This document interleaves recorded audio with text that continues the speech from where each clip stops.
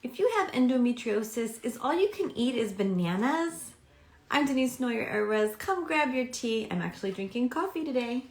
Iced coffee, not good for endometriosis. And come grab your tea and come join me as we talk about endometriosis and diet and how that can help you and if it can help you. I'm Denise Noyer-Erez, and I'm lovingly known as the Fertility Godmother.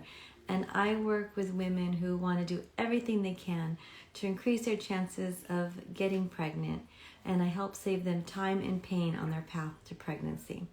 So if you have endometriosis, whether you're trying to get pregnant now or in the future, or that's already been windows closed for you, please share this information, because endometriosis, in honor of Endometriosis Awareness Month, is a big concern, and we need to understand the options and the care that we can do for ourselves. Now, if it's really, really severe and it's wrapped around organs, then you're going to need to do a procedure.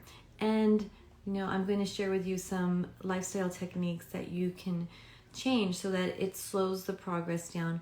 In some cases, it can reverse it.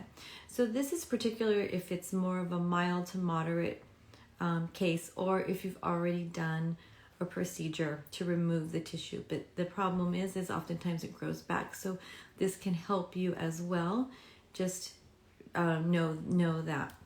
I'm going to gear this talk mostly towards women who want to get pregnant, because there's so much conflicting information out there as far as the fertility diet and then the endometriosis diet, and if you will, and what you can do. So just to put a little, package it up for you. The main thing is endometriosis is an inflammatory condition. And in Chinese medicine, we say that it's like stuck blood and kind of goes crazy, like a little bit wild. So it's really about getting really good circulation. And keeping the containment on it, holding things in and up. So what that translates to is a lot of digestive issues. So starting there, and food really impacts your overall health. It impacts your fertility, and it will impact endometriosis. In fact, I'm so excited. On Friday, I have an old employee, Shayna, who has her journey, and she's specifically with diet, has completely reversed her symptoms. So we're going to talk about that on Friday. I jumped ahead. It's kind of what I do. Sorry about that. But anyways, I want to give you some real things that you can start working with right now, and a little bit different maybe of what you've seen out there. So when you're trying to get pregnant, red meat is really important. It's building blood. When you're having a period every month, you're losing blood every month. You have to replenish that. And red meat is also contraindicated for fertility, but you do need some. So there's a major difference in the whole biochemical reaction from grass-fed beef to just regular red meat. So I would highly recommend that you do eat red meat, because it's so important. Hi, Mrs. Chen. It's nice to see you. It's so important to have that blood building. You do need that. But you want to make sure you're getting high quality, 100% grass-fed beef, maybe once a week. You're not going to be eating it very often. So another way to nourish your body would be to do a bone broth. So, you want to do a high quality grass-fed bone broth so that you aren't getting all those chemicals and those end products that do get into our system, and that can cause havoc. And bone broth, it can be from chickens, it can be from cows. It doesn't matter, because you're getting the marrow, and it's a great way to repair the gut, to repair the stomach and the digestion, which will directly impact your fertility and this painful periods or this endometriosis that you have. So bone broth is really a great thing to add in to your daily routine. Maybe you have a cup once or twice a day, maybe just 5 days a week. Start in a place that you can do it, start it, and throw some vegetables and make it a soup.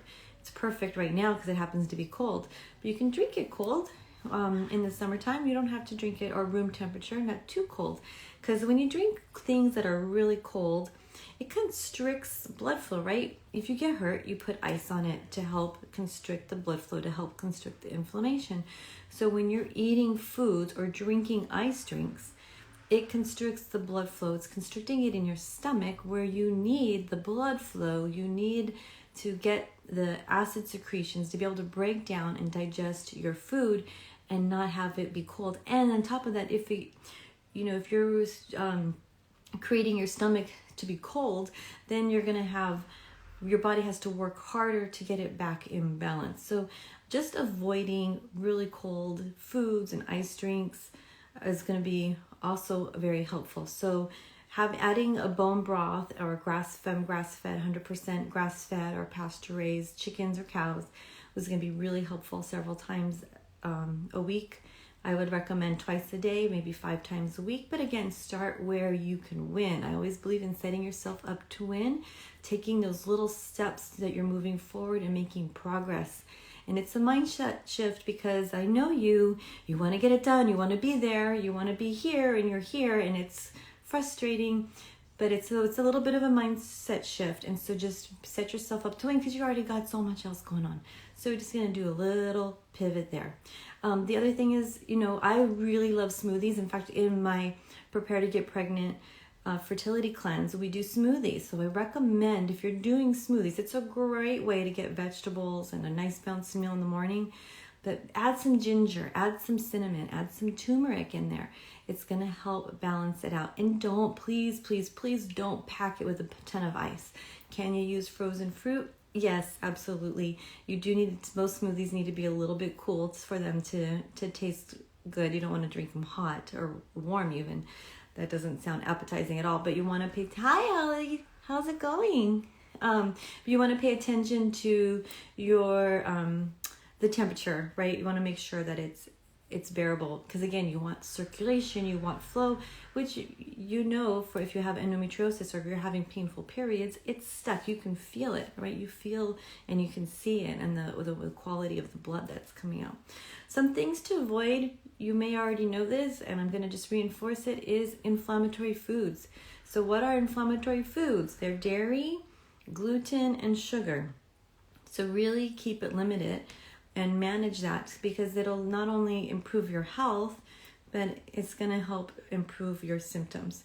So that means you want to increase the vegetables, right? But this is a thought. Maybe you have more cooked vegetables. Now, not overcook your vegetables. Maybe you steam them for a couple minutes so it still feels like they're raw, but they're cooked a little bit.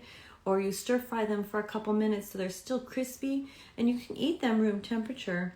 You don't have to, if you want to kind of vary it up a little bit, or you can, add some type of seasoning, of course, to it.